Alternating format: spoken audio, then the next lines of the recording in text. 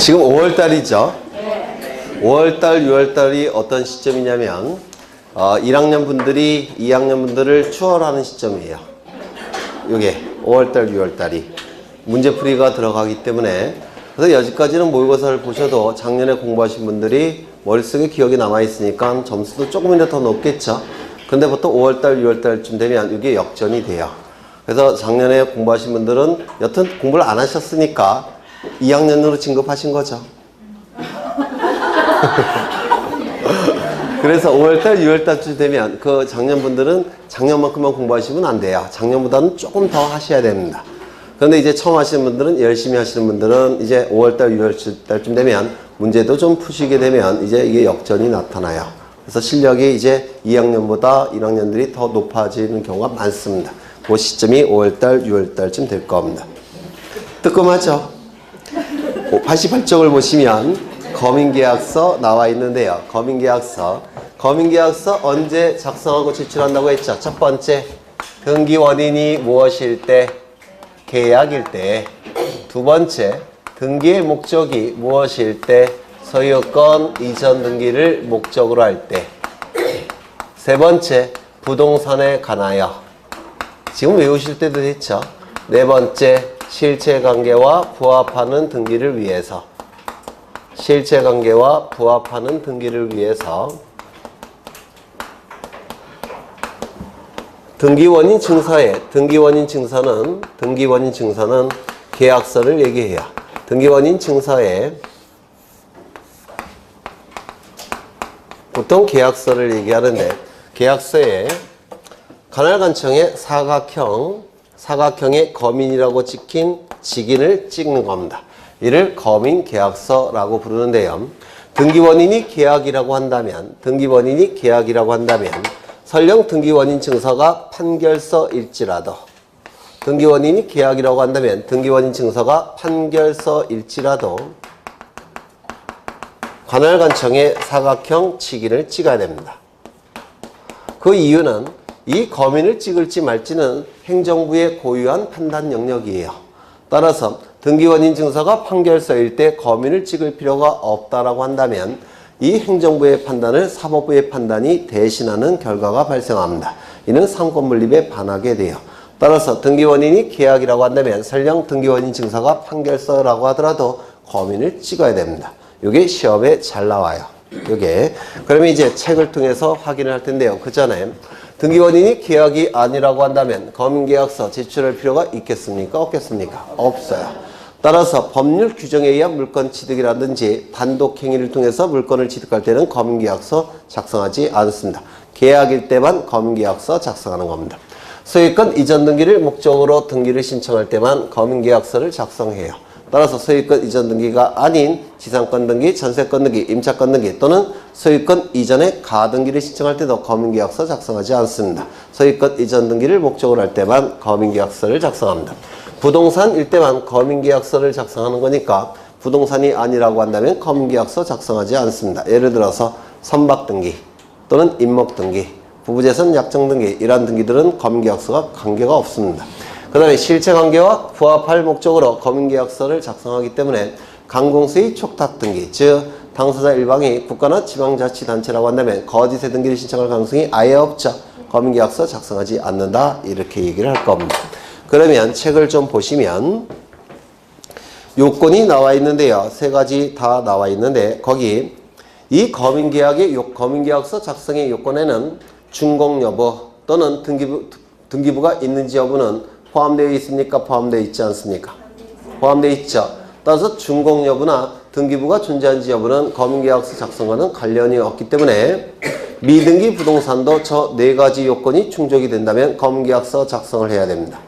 또한 무허가 건물일지라도 저 네 가지 요건을 충족한다면 당연히 거민계약서 작성을 해야 돼요. 그래서 거기 1번에 보시면 무허가 건물, 미완성 건물도 거민계약서 작성을 하는 겁니다. 준공 여부, 등기 여부는 묻지 않습니다. 나머지 것들은 다 설명이 됐고요. 그 다음에 거민 신청 절차가 나와 있는데요. 거기 보시면 단 반드시 건물이 준공 또는 보존 등기된 이후에 거민을 받아야 되는 건 아니다라고 돼 있죠. 준공 여부, 등기부 존재 여부는 거민의 요건이 되지 못합니다. 그 다음에 거기 2번을 보시면 거민 신청을 할 수 있는 자 나와 있죠. 계약의 당사자 중 1인, 그 위임을 받은 자, 계약서를 작성한 변호사, 법무사, 중개사가 아니라 중개업자입니다. 중개업자. 그리고 두 당사자가 모두 다 거민을 신청하는 건 아니고 당사자 중 한 사람이 신청한다고 돼 있죠. 그 다음에 3번 거기 계약서뿐만 아니라 뭐가 포함되어 있습니까? 판결서도 들어가 있죠.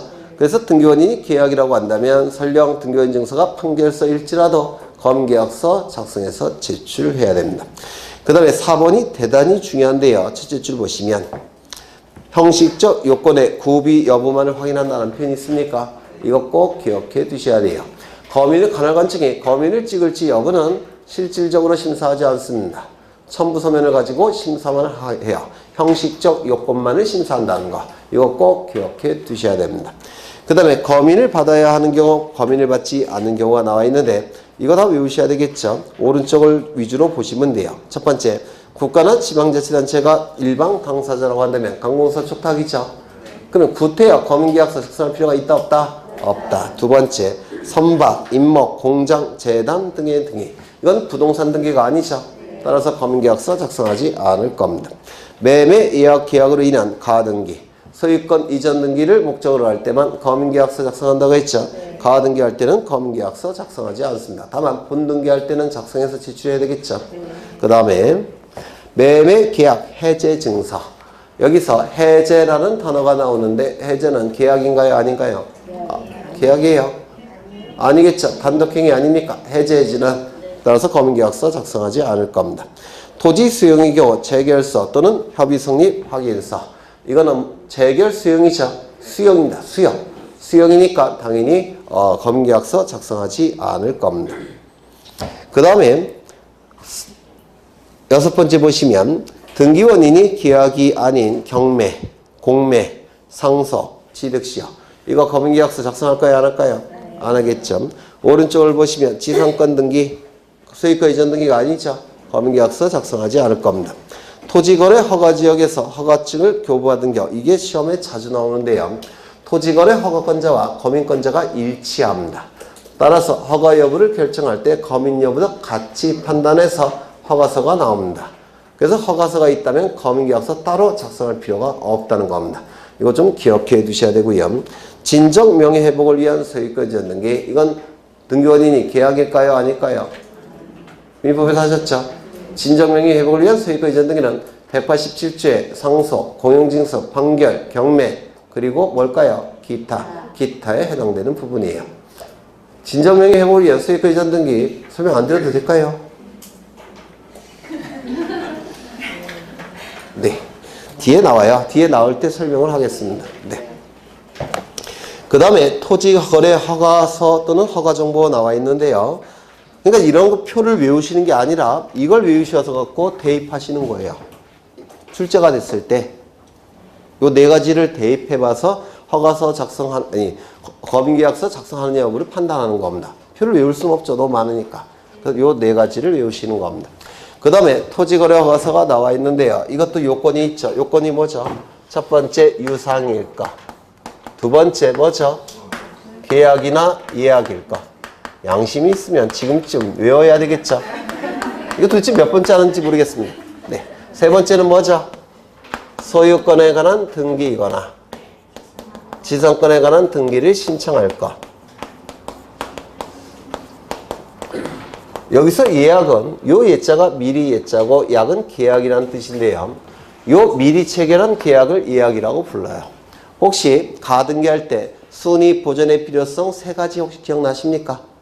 가등기 요건 중에서 순위 보존의 필요성. 첫 번째, 권리의 설정, 이전, 변경, 소멸의 청구권은 순위 보존의 필요성이 인정이 된다고 했죠. 두 번째는 뭐죠? 두 번째, 시기부, 정지조건부, 청구권도 순위 보존의 필요성이 인정돼서 가등기할 수 있다고 했죠. 세 번째 뭐죠? 장래 확정될 청구권. 맞습니까? 보통 예약이 체결되면 장래 소유권 이전 등기 청구권이 발생하죠. 맞아요. 그래서 이 예약은 그 세 번째에 해당되는 거예요. 장래 확정될 청구권. 예약은. 그래서 이 예약이 체결되면 보통 가등기를 하게 돼요.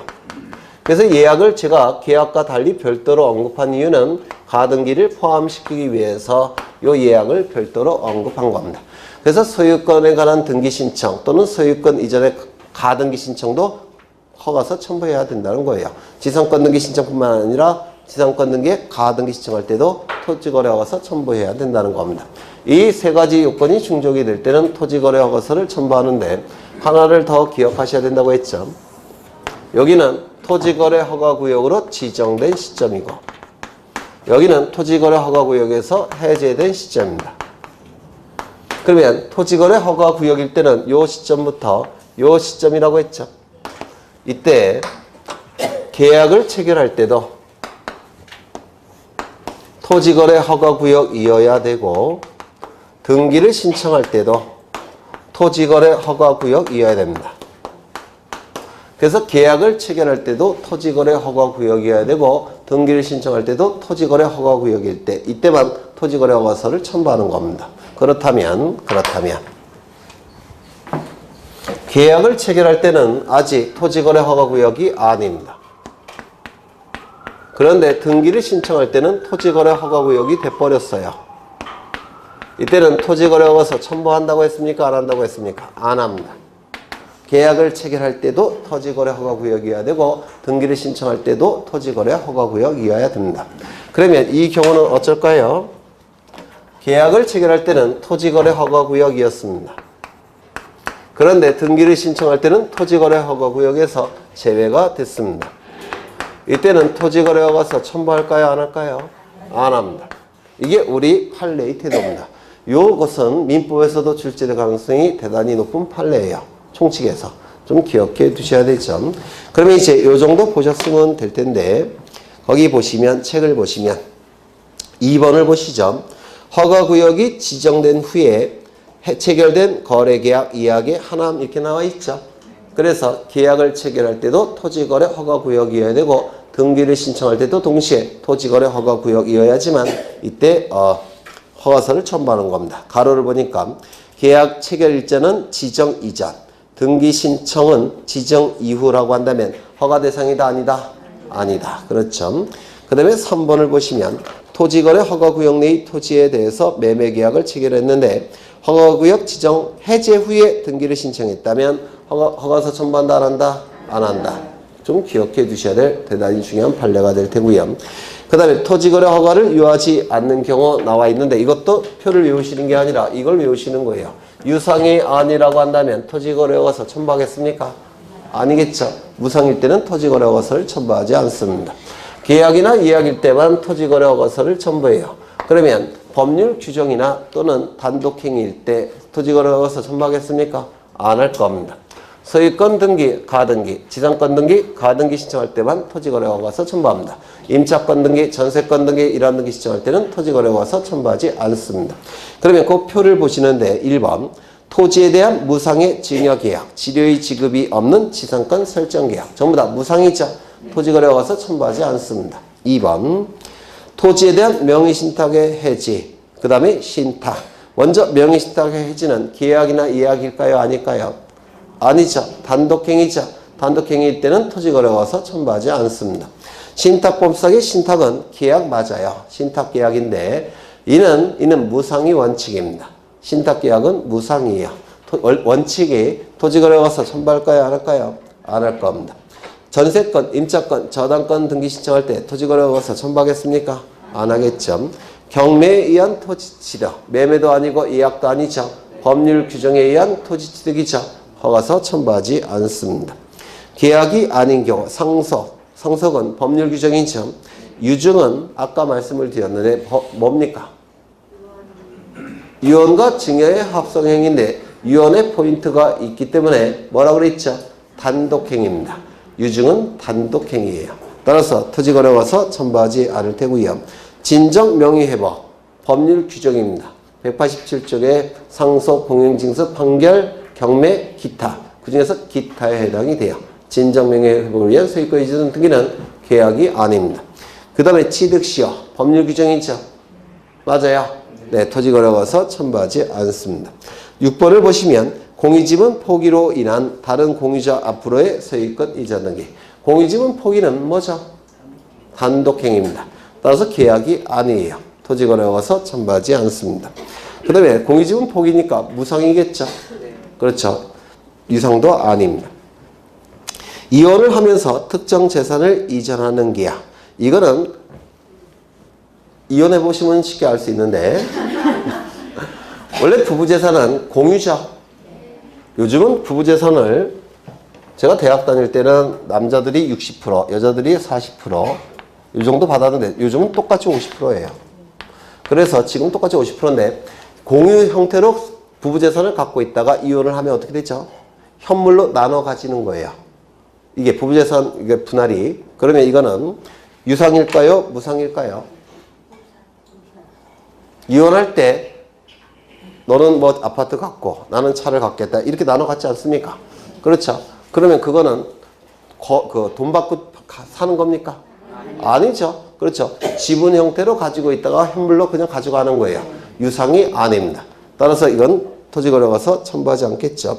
이혼을 하면서 특정 재산을 이전하는 계약은 무상입니다. 무상이니까 토지거래허가서 첨부하지 않을 겁니다. 이혼 당사자 사이의 재산 분할 마찬가지겠죠. 네, 무상입니다. 토지거래허가서 첨부하지 않아요. 이혼해보면 금방 아실 텐데. 가등기 시 토지거래 허가를 받은 경우에 본등기. 여기 보시면 가등기 신청할 때도 토지거래허가서 첨부한다고 했죠. 그럼 본등기 할 때 또 첨부할 필요가 있습니까? 없습니까? 없겠죠. 그런데 여기서 조심하셔야 될 것은 이 가등기는 소유권에 관한 가등기, 지상권에 관한 가등기만 얘기하는 겁니다. 맞죠? 네. 다른 전세권에 관한 가등기, 임차권에 관한 가등기, 이러한 등기 신청할 때는 처음부터 토지거래허가서 첨부하지 않습니다. 토지거래허가구역으로 지정되기 전에 계약을 체결했다면 토지거래허가서 첨부합니까? 안 하겠죠. 등기신청 이전에 토지거래허가구역에서 해제가 됐다면 토지거래허가서 첨부하지 않겠죠. 그렇죠. 그래서 이런 것들도 외우는 게 아니라 이걸 외우신 다음에 대입해서 골라내시는 거예요. 넘기겠습니다. 인감증명이 나오는데 올해 인감증명이 출제될 가능성이 대단히 높다고 보여지는데요. 거기 책을 읽으시면서 그 내용에서 제가 예를 들어서 90쪽 맨 밑에 보시면 개정 2018년 8월 30일 이란 표현이 있습니까? 네, 이런 문구가 있으면 그 부분은 다 외우셔야 돼요. 이게 작년에 개정이 됐기 때문에 작년에 8월 30일 날 개정이 됐으니까 10월달 시험에 반영하기는 힘들어요. 하지만 올해는 반영될 수 있겠죠. 그래서 여기 개정상 2018년 8월 31일이라는 문구가 나오면 무조건 외우셔야 됩니다. 이게 외우는 게 만만치 않을 겁니다. 아마. 그래서 이거 좀 꼭 기억해 두셔야 되고요. 그러면 이제 인감증명을 하나씩 보실 텐데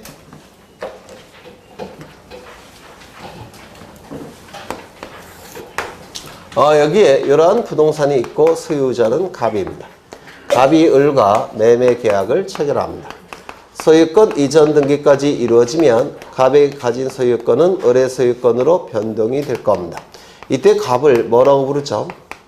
등기의무자. 이 등기가 이루어지면 갑은 소유권을 상실하겠죠. 따라서 등기만 놓고 형식적으로 판단한다면 갑은 불이익이 발생합니다. 이러한 자를 우리 등기법에서는 등기의무자라고 부를 겁니다. 이 등기가 이루어지면 을은 소유권을 취득하겠죠. 따라서 등기만 놓고 형식적으로 판단한다면 이익이 발생합니다. 이러한 자를 등기관리자라고 부를 겁니다. 이때 등기의무자 갑과 등기관리자 을은 등기소에 가서 등기를 신청하게 될 겁니다. 즉 공동신청이 이루어지게 될 거예요. 이때 갑과 을은 등기를 신청할 때 등기신청 정보라는 것을 등기소에 제출하는데요. 이 등기신청 정보라는 걸 등기소에 제출하는데 이 등기신청 정보는 두 가지 형태가 있어요. 등기를 신청하는 방법은 두 가지가 있죠. 방문신청, 전자신청. 방문신청할 때는 이 신청 정보를 프린트로 출력한 다음에 종이 형태로 만들어서 등기소에 방문해서 제출하는 겁니다. 전자신청은 모니터에 띄운 다음에 키보드를 통해서 입력한 다음에 엔터키 쳐서 인터넷을 통해서 등기를 신청하는 겁니다. 그런데 이때 이 신청 정보가 종이 형태일 때, 즉 방문 신청을 얘기하는 겁니다. 방문 신청일 때 이 신청 정보에는 등기 의무자를 기록하는 칸이 있고 등기 관리자를 기록하는 칸도 있죠. 등기 의무자는 누굽니까? 가. 등기 관리자는 을이 되겠죠. 여기 도장이 찍힐 테고 도장이 찍힐 겁니다. 이때 요 등기의무자 요 갑의 도장이 진짜 갑의 도장인지를 확인할 수 있는 증명서류, 이를 인감증명이라고 부릅니다. 등기의무자가 찍은 요 도장이 진짜 등기의무자 갑의 도장인지를 등기관이 확인을 해야 됩니다. 이걸 확인할 수 있는 서류가 인감증명인데요. 요 인자, 요 도장이, 요 감자는 살필 감자예요. 살핀다, 조사한다 이라는 뜻입니다. 이거 외우느라고 힘들었어요, 오늘. 그래서 신청정보에 찍혀있는 등기의무자의 도장이 진짜 등기의무자 갑의 도장인지를 살필 수 있는 증명서류, 인감증명이라고 부릅니다. 그래서 이 인감증명은 등기의무자가 첨부를 하는 거예요. 왜냐하면 이 등기를 통해서 갑은 소유권을 상실하죠. 불이익이 발생하죠. 그러면 소유권을 상실하는 자니까 진짜 갑이 넘기는 것인지 등기관이 확인할 필요가 있습니다. 그래서 이 인감증명은 등기의무자가 첨부하는 겁니다. 그러면 등기권리자는 이거 인감증명 첨부할 필요가 있을까요? 없을까요? 없어요. 왜요? 권리를 취득하는 자죠. 권리를 상실하는 자가 아니기 때문에 구태여 등기관이 확인할 필요가 없다는 겁니다. 그래서 인감증명은 등기의무자가 첨부하는 겁니다. 그러면 등기의무자가 첨부하는 거니까 이거는 공동신청해야 되겠죠. 공동신청의 경우 등기의무자와 등기권리자가 있을 때 누가 첨부하는 거라고요? 등기의무자가 인감증명을 첨부하는 겁니다. 그렇다면 단독신청이라고 한다면 등기의무자가 원칙적으로 존재하지 않죠. 따라서 인감증명을 첨부하겠습니까? 첨부하지 않겠습니까? 첨부하지 않습니다. 등기필 정보처럼 예외가 존재하지도 않아요. 인감증명은 단독신청의 경우에는 첨부하지 않습니다. 꼭 기억하셔야 돼요. 그 다음에 두 번째, 이 도장은 종이 형태로 만들어졌을 때만 도장을 찍을 수 있죠. 그러면 종이 형태가 아니라 신청정보가 컴퓨터 파일 형태라고 한다면, 즉 전자신청의 경우라고 한다면 인감증명을 첨부할 이유가 있습니까? 없습니까? 없겠죠. 그래서 이 등기를 신청하는 방법은 두 가지가 있는데 방문신청과 그 다음에 전자신청, 두 가지 방법이 있는데요. 종이 형태의 신청서는 방문신청이에요. 따라서 방문신청의 경우만 인감증명을 첨부합니다. 전자신청의 경우에는 도장을 찍을 수는 없죠. 컴퓨터 파일 형태니까. 따라서 전자신청의 경우에는 인감증명을 첨부하지 않습니다. 대신 전자신청의 경우에는 인감증명의 역할을 하는 게 있습니다. 그게 뭐라고 했죠? 공인인증서 정보. 다 기억나시죠? 공인인증서 정보. 그 다음에 세 번째, 요즘은 등기를 방문 신청할 때 도장을 안 찍고 사인하는 경우가 있어요. 사인. 그 사인할 때는 그 사인이 진짜 등기의무자 그 사람의 사인인지 확인해야 되겠죠. 그래서 동사무소 가셔갖고 본인 서명 사실 확인서라는 것을 발급받습니다. 이것이 인감증명의 역할을 합니다. 본인 서명 사실 확인서. 그래서 도장을 찍을 때는 인감증명, 사인을 할 때는 본인 서명 사실 확인서, 이걸 대신 제출하게 됩니다. 그 다음에 그러면 이 인감증명은 모든 등기를 신청할 때만 첨부하느냐? 그건 아니라고 했죠. 중요한 등기를 신청할 때만 인감증명을 첨부하는 겁니다. 그러면 이 중요한 등기는 우리 부동산 등기규칙 60조, 61조에 규정되어 있는데요. 가장 중요한 등기는 소유권의 뭐죠? 등기 명의인이 등기 의무자일 때에 그 등기 의무자가 첨부하는 게 인감증명이에요. 이걸 반드시 외우셔야 됩니다. 소유권의 등기 명의인이 등기 의무자일 때 등기 의무자가 인감증명을 첨부하는 겁니다. 그래서 이건 사례형으로 출제가 될 수가 있기 때문에 좀 꼭 외우셔야 돼요. 그러면 여기에 이러한 부동산이 있고 소유자가 갑입니다. 갑이 을과 매매 계약을 체결합니다. 소유권 이전 등기까지 이루어지면 갑이 가진 소유권은 을의 소유권으로 변동이 되겠죠. 이때 등기의무자는 누굽니까? 갑 등기의무자. 등기관리자는 누구죠? 을 등기관리자. 그래서 등기의무자와 등기관리자가 등기소에 가서 등기를 공동으로 신청할 텐데, 등기를 신청할 때 소유권의 등기 명의는 누구죠? 갑이겠죠. 소유권의 등기 명의는 갑이 가지고 있겠죠. 같은 사람입니까? 아닙니까? 같은 사람이죠. 따라서 등기임자 뭘 첨부한다고요? 인감증명을 첨부하게 됩니다. 두 번째, 요 매매 이제 인감증명을 첨부해서 이제 을의 이름으로 등기가 된 상태예요. 을은 소유권을 취득했을 겁니다. 이때 매매계약이 무효 취소 해제가 돼버리면 이 안에 있는 물권 행위도 효력을 상실하겠죠. 그러면 소유권 변동은 없는 상태로 복귀가 될 겁니다. 누가 소유자입니까? 네, 소유권 변동은 없는 상태로 복귀한다고 했죠. 누가 소유자예요? 갑이 소유자겠죠.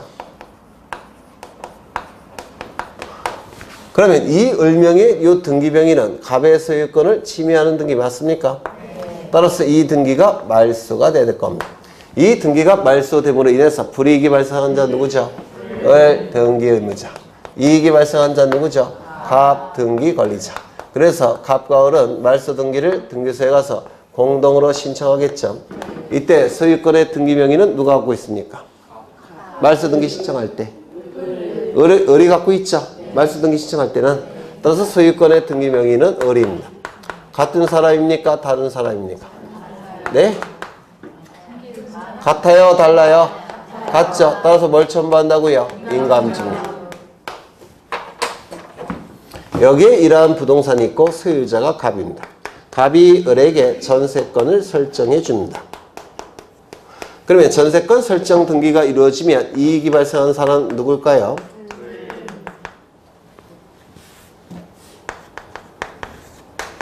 을이겠죠. 따라서 을은 등기 권리자. 불이익이 발생한 자는 누굴까요? 갑 등기 의무자. 그래서 등기소에 가서 등기를 공동으로 신청하게 될 겁니다. 이때 등기를 신청할 때 소유권의 등기 명의는 누굴까요? 네? 갑이죠. 소유권의 등기 명의. 같은 사람입니까? 다른 사람입니까? 달라요. 같은 사람이죠. 따라서 등기임자 뭘 첨부한다고요? 인감증명. 을은 돈이 필요합니다. 그래서 병에게 돈을 빌리고 저당권을 설정하고자 합니다. 그러면 저당권 설정 등기가 이루어질 텐데 이거를 전세권부 저당권 설정 등기라고 부르죠. 전세권부 저당권 설정 등기가 이루어짐으로 인해서 이익이 발생한 자는 누굽니까? 병. 맞아요. 등기 권리자. 불이익이 발생한 자는 누굴까요? 을 등기 의무자. 소유권의 등기 명의는 누굽니까? 소유권의 등기 명의는 갑이 가지고 있죠. 같은 사람입니까? 다른 사람입니까? 인감증명 첨부할까요? 이런 식으로 이게 출제가 돼요. 하나 더 보죠. 이 병은 1억의 채권이 발생을 했고요. 그 다음에 저당권 설정 등기가 이루어져서 저당권도 취득했겠죠. 그러면 이제 요 피담보 채권이 변제가 됩니다. 그러면 소멸되겠죠. 그럼 부정성에 의해서 저당권도 소멸이 될 겁니다. 따라서 이 등기는 말소돼야 되겠죠. 이 등기가 말소됨으로 인해서 불이익이 발생한 자는 누굽니까? 병 등기 의무자. 이익이 발생한 자는 누굽니까? 을 등기 권리자. 이때 등기를 공동으로 말소 등기를 신청하러 갈 때 소유권의 등기 명의는 누가 갖고 있습니까? 갑 소유권의 등기 명의. 일치합니까? 일치하지 않습니까? 일치하지 않죠. 따라서 인감증명 첨부한다 안 한다? 안 한다. 이런 식으로 사례형으로 출제가 될 겁니다. 그래서 이걸 꼭 외워두셔야 돼요. 소유권의 등기명인이 등기 의무자일 때 등기의무자는 인감증명을 첨부합니다. 하나 더 붙여. 여기 이러한 부동산이 있고 소유자는 갑입니다. 갑이 을에게 소유권에 관한 가등기를 해줍니다.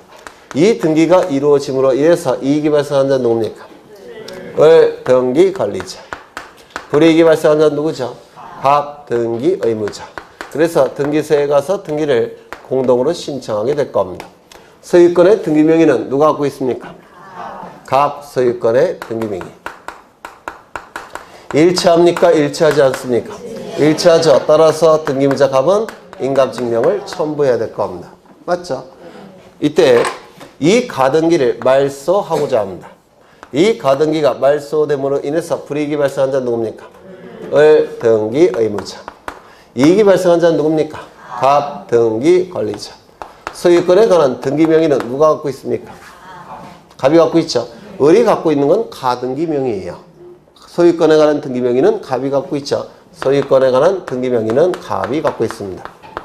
그러면 일치합니까? 일치하지 않습니까? 일치하지 않죠. 따라서 등기무자 을은 인감증명을 첨부하지 않는 게 논리적이죠. 그런데 등기무자 을과 등기권리자 갑이 가등기를 말소 신청하러 갈 때 등기관은 요 등기무자 자신의 의사에 의해서 말소 등기 신청한다는 것을 확인할 필요가 있을까요? 없을까요? 있습니다. 따라서 이때는 인감증명을 예외적으로 첨부합니다. 왜냐하면 이 소유권에 관한 가등기 권리는 자본주의 사회에서 굉장히 중요한 재산적 권리입니다.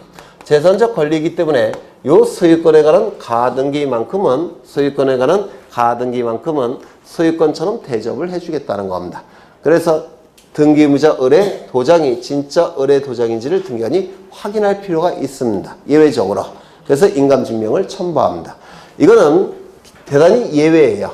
예외니까 꼭 기억해 두셔야 되는데, 만약에 이게 소유권에 관한 가등기가 아니라 전세권에 관한 가등기를 말소 신청할 때는 이때는 인감증명 첨부하지 않습니다.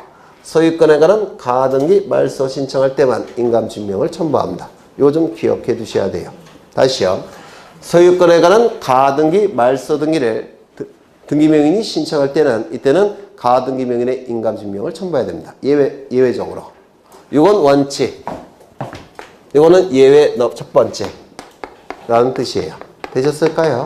되셨죠? 그 다음에 또 뭐가 있느냐면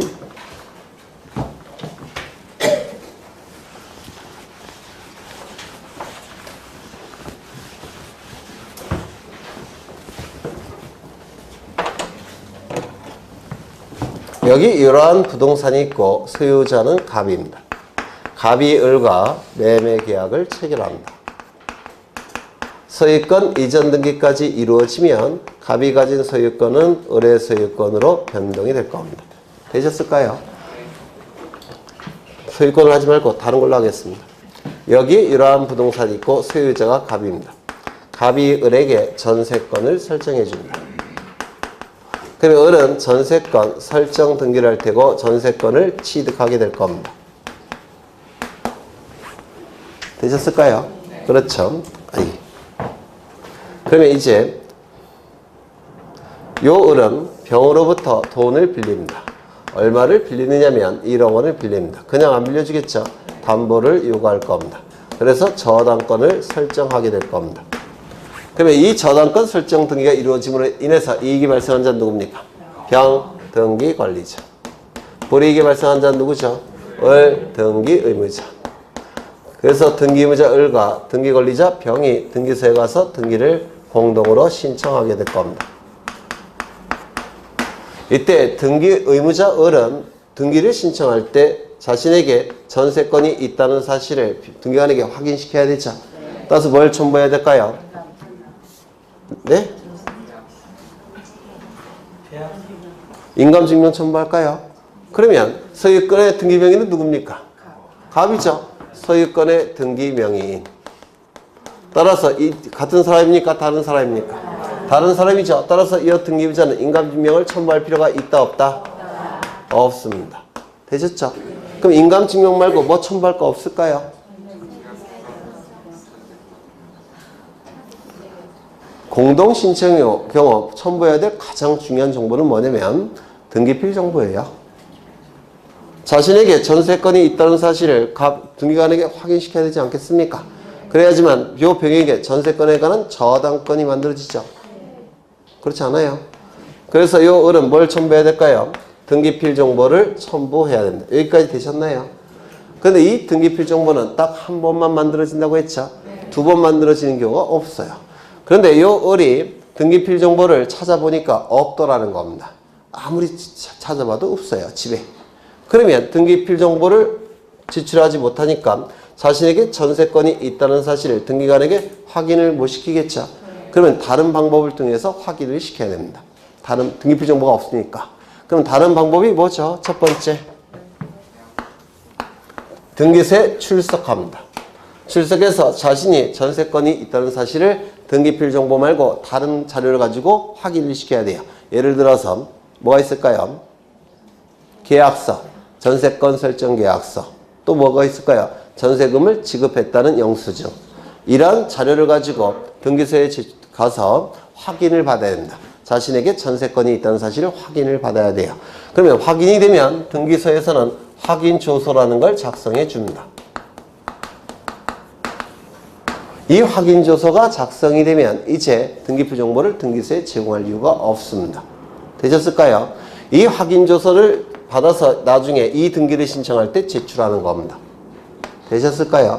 그럼 이 확인조서 안에는 의뢰 도장이 찍혀 있을까요? 찍혀 있지 않을까요? 찍혀 있겠죠. 따라서 뭐도 같이 첨부할까요? 인감증명. 확인조서가 작성이 되면 인감증명이 첨부돼야 됩니다. 이것도 작년에 개정됐어요. 그래서 시험에 나올 가능성이 대단히 높습니다. 두 번째, 요 을이 등기를 신청하러 가야 되는데 문제는 출장을 가게 됐습니다. 미국으로. 그러면 직접 신청을 못하고 대리인에게 부탁해야 되겠죠. A는 대리인입니다. 그런데 이 A는 변호사나 법무사이더라는 겁니다. 이러한 자들을 자격자 대리인이라고 불러요. 변호사 자격을 가진 자, 법무사 자격을 가진 자. 그런데 문제는 요 변호사나 법무사에게 위임을 해서 이렇게 등기를 신청하러 가야 되는데 이때 을로부터 A는 등기필 정보를 받아서 등기소에 제공해야 되겠죠. 근데 등기필 정보가 없더라는 겁니다. 그럼 어떻게 해야 됩니까? 네? 이거 했던 거예요. 이때 변호사나 법무사는 등기사무에 있어서는 전문가입니다. 전문가이기 때문에 등기사무에 있어서는 전문가이기 때문에 등기관의 역할을 수행할 수 있을까요? 없을까요? 등기관의 역할을 수행한다고 했죠. 등기관의 역할은 뭐냐면 요 을에게 전세권이 있는지 여부를 요 변호사나 법무사가 확인을 한다는 겁니다. 확인할 수가 있다는 겁니다.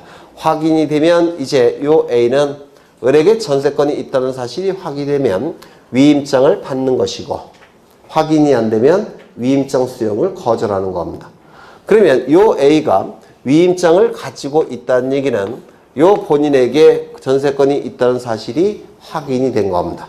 그러면 요 위임장을 등기 신청 시 등기필 정보 대신 제공하는 겁니다. 이거 되셨을까요? 그러면 이 위임장, 요즘은 위임 확인 정보라고 부르는데요. 이 위임 확인 정보 안에는 의뢰 도장이 찍혀 있을까요? 안 찍혀 있을까요? 찍혀 있겠죠. 따라서 이 위임 확인 정보가 등기필 정보 대신 등기소에 제공이 될 때는 무엇도 첨부할까요? 인감증명을 첨부하는 겁니다. 얼핏 기억나셔요? 등기필 정보가 없어졌을 때 그걸 대신하는 방법이 세 가지가 있다고 그랬죠. 첫 번째, 확인조서 플러스 인감증명. 두 번째, 위임 확인 정보 플러스 인감증명. 하나 더, 이 변호사는 A가 변호사도 아니고 법무사도 아닌 일반인 경우가 있다고 그랬죠. 그러면 일반인이라고 한다면 등기사무에 있어서 전문가입니까? 아닙니까? 아니죠. 따라서 등기관의 역할을 수행할 수 있습니까? 없습니까? 없다라고 했죠. 이 경우는 어떻게 해야 된다고 했죠? 출장 가기 전에, 미국으로 출장 가기 전에 같이 공증인 사무실로 가서 공증을 받으면 됩니다. 요 을이 작성한 부분에 대해서 공증을 받으면 돼요. 그럼 이 공증 서류가 뭐가 되는 겁니까? 등기필 정보의 역할을 수행할 수 있다는 겁니다. 그래서 공증인 사무실로 가서 공증을 받으면 이제 공증 정보가 있겠죠. 이 공증 정보 안에는 등기무자 의뢰 도장이 찍혀 있을까요? 안 찍혀 있을까요? 따라서 뭘 같이 첨부한다고요? 인감증명. 그럼 이 공증인이 왜 등기관의 역할을 할 수 있냐면 공증인은 변호사예요. 우리나라에서. 변호사 자격을 가진 자만 공증인이 될 수가 있습니다. 그래서 등기관의 역할을 수행할 수가 있는 겁니다. 즉, 을이 건세권이 있는지 여부를 확인할 수가 있다는 겁니다.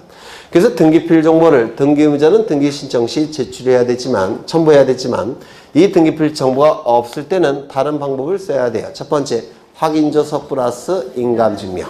두 번째, 위임 확인 정보 플러스 인감증명. 세 번째, 공증정보 플러스 인감증명. 법이 개정이 되기 전에는 이때는 인감증명을 첨부하지 않았습니다. 이때는. 근데 지금은 첨부해요. 그래서 올해 이게 출제가 되지 않을까 싶어요. 확인 주소가 제출될 때도 인감증명을 첨부한다는 겁니다. 그 다음에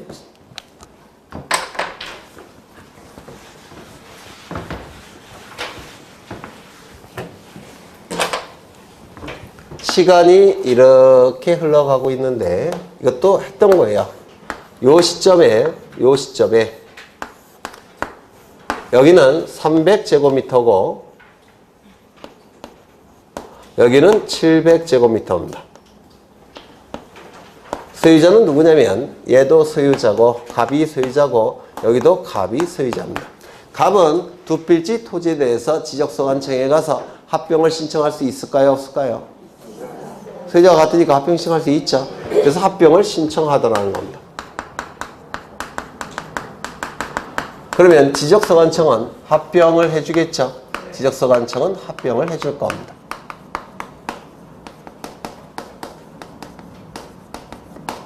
그러면 이제 지적공부에서는 이제 한 필지로 바뀌었을 겁니다. 그럼 한 필지가 완성이 된 겁니까? 아니에요. 지적공부에서 합쳐진 다음에 등기부에서도 합쳐줘야 돼요. 그래야지만 한 필지가 완성이 되는 겁니다. 이거 이해가 되실까요? 지적공부에서 합병이 되고 등기부에서도 합필 등기가 돼야지만 한 필지가 완성이 되는 겁니다. 그런데 지적공부에서 합쳐지는 시점과 합필 등기를 신청하는 시점은 시간적인 갭이 존재하죠. 이건 지적소관청에게 신청하는 것이고 이건 등기소에 신청하는 겁니다. 시간적인 갭이 존재해요. 그런데 중간에 이쪽은 100번지고 이쪽은 101번지인데 둘 다 갑소유라고 했죠. 갑이 요 시점에 을에게 소유권 이전 등기를 해주더라는 겁니다. 을에게. 아직은 등기부가 합쳐지진 않았죠. 합쳐지지 않은 상태니까 101번지 토지 등기부가 아직도 있는 상태예요. 101번지 토지 등기부가 있으니까 갑은 을에게 소유권 이전 등기를 해줬다는 겁니다.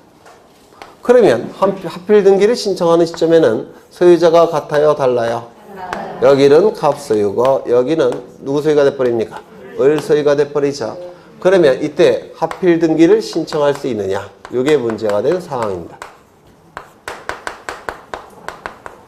그래서 합필이 될까요? 안 될까요? 네? 왜? 소유자가 다르니까?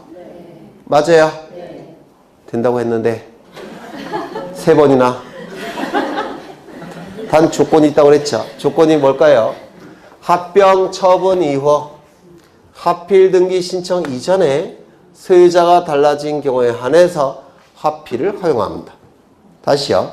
소유자가 다르다면 당연히 합필 등기 안 되는 게 원칙이에요. 다만 예외적으로 합병 처분 이후 합필 등기 신청 이전에 소유자가 달라진 경우에 한해서 합필 등기가 허용이 됩니다. 어떻게 합필 등기를 허용한다고 했을까요? 갑 10분의 3, 을 10분의 7 이렇게 공유로 하는 합필 등기를 허용한다고 했습니다. 조건이 뭐라고요? 합병 처분 이후 합필 등기 신청 이전에 소유자가 달라진 경우에 한해서 합필 등기를 허용합니다. 얼핏 기억나실까요? 그러면 이렇게 소유하는 것과 이렇게 소유하는 것은 갑과 을에게 어느 게 더 불리하고 유리할까요? 이게 유리하고 이게 불리한 거예요. 왜냐면 이렇게 소유하면 자유롭게 처분할 수도 있고 대금을 다 받을 수가 있습니다. 그런데 이렇게 소유하게 되면 이거 자유롭게 처분하는 게 쉽지 않아요. 살 사람이 많지 않을 겁니다. 그렇겠죠? 또한 대금도 아마 많이 못 받을 겁니다. 이게 훨씬 불리한 거예요. 그렇다면 합필 등기를 신청할 때 갑과 을의 확인서를 첨부할 필요가 있을까요? 없을까요? 있겠죠. 이 확인서 안에는 갑과 을의 도장이 찍혀 있을까요? 안 찍혀 있을까요? 찍혀 있겠죠. 따라서 뭘 첨부할까요? 인감증명. 이거 좀 기억해 두셔야 돼요. 다시요. 합병 처분 이후 합필 등기 신청 이전에 소유자가 달라진 경우에 한해서 공유로 하는 합필 등기를 허용하는데 이때 합필 등기를 신청하는 공유자는 뭘 같이 첨부한다고요? 확인서를 제출하면서 인감증명도 첨부해야 되더라는 겁니다. 이제는 좀 기억날 때도 됐는데. 네. 하나만 더 보시면 돼요.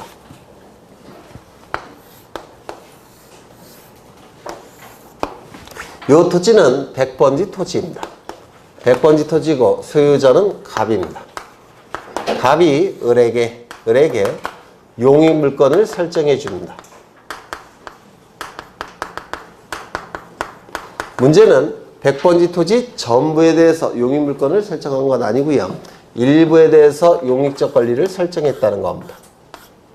이거 가능하죠? 임차권 등이나 용익적 권리는 부동산 일부에도 존재할 수 있죠. 그렇죠. 그런데 이때 갑이 이 100번지 토지를 분필 등기를 신청하고자 합니다. 이렇게 쪼개고자 한다는 겁니다. 즉 100번지와 100의 1번지로 나누고자 합니다. 분필 등기를 신청하고자 해요. 그럼 분필 등기를 신청할 때는 분필 등기 신청 정보를 등기소에 제공해야 되겠죠. 분필 등기 신청서를 등기소에 제공해야 되겠죠. 그러면 이제 100번지 토지가 둘로 나누게 될 겁니다. 100번지와 100의 1번지로. 여기까지 되셨습니까? 그러면 분필 등기 신청 정보에는 을의 요 지상권이, 을의 용익권이 어느 쪽 등기부에 기록이 돼야 될지를 여기다가 표기를 해야 돼요. 왜냐면 지금 100번지 한 필지 토지가 두 필지로 나눠졌죠. 그럼 두 필지로 나눠지면 등기부도 따로 존재하겠죠. 등기부가 따로 존재하니까 을의 지상권이 어느 쪽 등기부에 기록되어야 하는지 여기 신청 정보에 표시를 해줘야 돼요. 이거 이해가 되십니까? 그러면 요 을의 지상권은 100의 1번지 토지 등기부에 기록돼야 되겠죠. 그러면 갑은 등기를 신청할 때 100번지 토지 등기부에 을의 용익권이 존재한다는 사실을 신청 정보에 표기를 해줘야 됩니다. 여기까지 이해가 되십니까? 등기부가 나눠지니까 이때 여기가 도로로 이렇게 나 있다면 요 갑의 입장에서는 을의 지상권은 요쪽에 있다라고 거짓으로 신청할 가능성이 있겠습니까? 있겠죠. 이쪽은 비싼 땅이니까. 그럴 가능성이 있기 때문에 이때 요 을에 확인서가 첨부돼야 됩니다. 분필 등기를 신청할 때는. 요거 이해가 되실까요? 그럼 이 확인서 아래는 을의 도장이 찍혀 있을까요? 안 찍혀 있을까요? 찍혀 있겠죠. 따라서 뭘 첨부할까요? 인감증명을 첨부하는 겁니다. 여기까지 보시면 인감증명 첨부하는 대부분을 다 보신 거예요. 책을 통해서 확인해 보면 인감증명 나와 있고요. 거기 용도가 있는데 인감증명은 두 가지 종류가 있습니다. 첫 번째 부동산 매도용 인감증명이라는 게 있고요. 부동산 비매도용 인감증명이라는 것도 있습니다. 매도용, 비매도용 인감증명. 두 가지밖에 없어요. 인감증명은. 매도용 인감증명, 비매도용 인감증명. 여기서 매는 매매라는 뜻입니다. 그리고 이 도자는 넘길 도자인데요. 매매를 통해서 넘어가는 권리는 뭘까요? 어려우셔요. 매매를 통해서 넘어가는 권리는 뭐예요? 소유권이죠. 그러면 이 돈은 무슨 등기를 얘기하겠습니까? 네, 소유권 이전 등기를 의미하는 겁니다. 그러면 부동산 매도용 인감증명은 등기 원인이 매매고 등기의 목적이 소유권 이전 등기를 목적으로 할 때 제출하는 인감증명이에요. 맞아요. 그 다음에 이 부동산 비매도용 인감증명은 요게 매매와 소유권 이전 등기라고 했죠. 그런데 여기 B라는 표현이 있으니까 이거가 아닐 때 제출하는 인감증명입니다. 맞아요. 그럼 어느 것이 비중이 있는 겁니까? 이게 훨씬 비중이 있죠. 그러면 매도용을 비매도용으로 전용할 수 있다 없다? 있다. 그렇죠. 비매도용을 매도용으로 전용할 수 있다 없다? 없다. 이게 판례입니다. 그 다음에 거기 유효기간이 나와 있는데 이 유효기간 반드시 외우셔야 됩니다. 아마 나옵니다. 이런 것들은. 유효기간 발행일로부터 몇 개월? 3개월. 그런데 인감증명뿐만 아니라 나머지 것들도 출제됩니다. 요즘은. 그래서 인감증명, 주민등록 등초본, 가족관계 등록상 증명서, 대장 이거 전부 다 발행일로부터 3개월 외워두셔야 돼요. 이거 전부 다 외워두셔야 됩니다. 그 다음에 내용이 나와 있는데 거기 2번을 보시면 법인이나 외국 법인인 경우에는 누구의 인감증명을 첨부하느냐. 법인의 인감증명이 아니라 대표자의 인감증명을 첨부하는 겁니다. 이거 좀 기억하셔야 돼요. 법인의 인감증명이 아니라 대표자의 인감증명을 첨부한다는 거 꼭 기억해 두셔야 되고요. 그 다음에 법인 아닌 사단체단은 대표자나 관리인의 인감증명을 첨부하는 겁니다. 대표자나 관리인의 인감증명. 법인과 대꾸관계를 이루어야 되니까 대표자나 관리인의 인감증명을 첨부하는 것이고요. 외국인 이거 개정사항 반드시 외우셔야 돼요. 개정사항. 그 다음에 오른쪽에 보시면 제외 국민이 있죠. 이것도 첫째 줄, 둘째 줄, 밑줄 치셔서 반드시 외우셔야 됩니다. 2018년 8월 31일 개정상이라서 출제가 될 가능성이 대단히 높아요. 읽어나 보죠. 위임장이나 첨부 서면에 본인이 서명 날인하였다는 뜻의 제외공간공증법에 따른 인증을 받음으로써 인감증명의 제출을 가름할 수 있다. 이렇게 돼 있죠. 이거. 그 다음에 인감증명서의 제출을 요하는 경우 나와 있는데 거기 첫째 줄 보시면 방문 신청이라는 문구 있죠. 방문 신청의 경우만 인감증명을 첨부합니다. 전자 신청의 경우에는 인감증명 첨부한다, 안 한다? 안 한다. 대신 공인인증서 정보가 인감증명의 역할을 수행한다고 했죠. 그 다음에 거기 1번을 보시면 이게 제일 중요해요. 소유권의 등기 명의인이 등기 의무자로서 등기를 신청하는 경우 등기부재의 인감증명 이건 사례형으로 출제가 되는 겁니다. 그래서 그림을 그려보신 다음에 등기의무자가 누군지 등기관리자가 누군지 그 다음에 소유권의 등기 명의는 누가 갖고 있는지 이걸 판단을 해야 됩니다. 2번 소유권의 가등기 명의인이 가등기 말소등기를 신청하는 경우 가등기 명의인의 인감증명 이건 소유권의 등기 명의인이 등기 의무자는 비록 아니지만 소유권에 관한 가등기는 굉장히 중요한 권리이기 때문에 가등기 명의인에 뭐가 첨부된다고요? 인감증명. 조심하셔야 될 것은 소유권에 관한 가등기 말소등기를 신청할 때만 첨부하는 겁니다. 전세권에 관한 가등기 말소등기, 지상권에 관한 가등기 말소등기 이런 말소등기는 인감증명을 첨부하지 않습니다. 반드시 소유권에 관한 가등기 명의 말소할 때만 인감증명을 첨부하는 것이고요. 그 다음에 3번을 보시면 뒷부분을 보시면 등기필 정보가 없어진 경우 등기를 신청할 때 그때 등기부재 인감증명 첨부한다고 했죠. 구체적으로 뭐가 있죠? 확인조서 플러스 인감증명 위확인정보 플러스 인감증명 공증정보 플러스 인감증명 기억나셔요? 그렇죠. 그 다음에 거기 앞에 소유권 이외의 권리의 등기명의인이 이런 표현이 있죠. 맞아요. 그럼 여기 만약에 소유권의 등기명의인이 등기의무자일 때 그때는 등기필 정보가 없어진 경우에 한해서 인감증명을 첨부한다. 이렇게 된다면 이건 말이 돼요? 안 돼요? 안 되죠. 왜냐하면 소유권의 등기명의인이 등기의무자일 때는 무조건 인감증명 첨부하는 겁니다. 등기필 정보가 있건 없건. 맞아요? 안 맞아요? 맞죠? 그 다음에 4번 토지 합필 특례에 따른 등기 신청 뭐죠? 합병 처분 이후 합필 등기 신청 이전에 소유자가 달라진 경우에는 합필 등기를 허용한다고 했죠. 이때 뭘 첨부한다고요? 확인서 플러스 인감증명. 다시요. 합병 처분 이후 합필 등기 신청 이전에 소유자가 달라진 경우에 한해서 공유로 하는 합필 등기를 허용한다고 했죠. 이때 뭘 첨부한다고요? 확인서 플러스 인감증명. 기억나실까요? 그 다음에 5번 분필 등기 신청에 따라 권리자의 확인서를 첨부하여 토지 분필 등기를 신청하는 경우 권리자의 인감증명. 이거 부동산 일부에 대해서 용의권이 설정이 됐을 때 분필 등기 신청하는 경우에는 그 용의권자의 뭐가 필요하다고요? 확인서 플러스 인감증명. 다시요. 분필 등기 신청 시 부동산 토지 일부에 대한 용의권자가 존재할 때는 그 용의권자의 확인서 플러스 인감증명. 그렇죠. 그 다음에 6번. 이거 아까 보셨죠? 상속재산 분할협의서가 등기소에 제공이 되면 상속재산 분할협의서에 찍혀있는 상속인들의 도장을 등기관이 확인해야 되죠. 따라서 뭘 첨부한다고요? 인감증명. 그 다음에 7번을 보시면 제3자의 동의승낙을 증명한 정보를 등기소에 제공한다면 그때 그 동의 승낙 허가서에는 도장이 찍혀 있을까요? 안 찍혀 있을까요? 찍혀 있겠죠. 따라서 뭘 첨부한다고요? 인감증명. 기억나실 수 있을까요? 네? 이거 출제되면 아주 어려운 문제로 출제가 되는 겁니다. 이게 출제가 되면. 그 다음에 기타가 나와 있는데, 기타, 거기 2018년 8월 30일이 있죠? 네. 거기 보시면,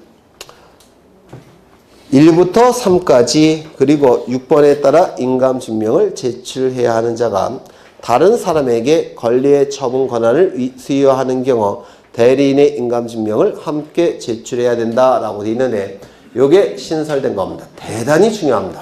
제가 볼 때는 올해 무조건 나옵니다. 예전에 대리인이 등기를 신청할 때는 본인의 인감증명을 첨부했습니다. 예전에는 본인의 인감증명을 첨부하는 거죠. 그렇죠. 그런데 대리인에 의해서 등기를 신청할 때 이 조문을 신설해서 본인의 인감증명도 첨부해야 되고 대리인의 인감증명도 같이 첨부하는 겁니다. 이게 대단히 중요하다고 보여지 올해 아마 나오지 않을까 싶습니다. 기억하셔야 되고요. 그 다음에 2번 인감증명을 제출해야 하는 자가 국가 또는 지방자치단체라고 한다면 이 관공서라고 한다면 인감증명 첨부할까요? 안 할까요? 안 하죠. 관공서가 등기의무자로서 등기를 취득할 때 관공서는 거짓의 등기를 신청하는 경우가 없다라고 봅니다. 따라서 인감증명 첨부하지 않는다는 것. 그 다음에 4번을 보시면 법정 대리인이 등기를 신청할 때는 그때는 법정 대리인의 인감증명을 첨부하는 것이죠. 그렇죠. 왜요? 법정 대리인이 존재할 때는 본인은 어떠한 상태일까요? 좀 어지러운 상태죠. 도장을 찍을 능력이 있을까요? 없을까요? 없겠죠. 따라서 본인의 인감증명이 아니라 법정 대리인의 인감증명을 첨부하게 될 겁니다. 그 다음에 한 페이지 넘겨보시면 인감증명서의 제출이 필요하지 않는 경우 나와 있는데요. 단독 신청의 경우에는 인감증명을 첨부합니까? 첨부하지 않습니까? 첨부하지 않는다고 했죠. 그렇죠. 거기 나와 있는 건 전부 다 단독 신청이에요. 그래서 인감증명 첨부하지 않을 겁니다.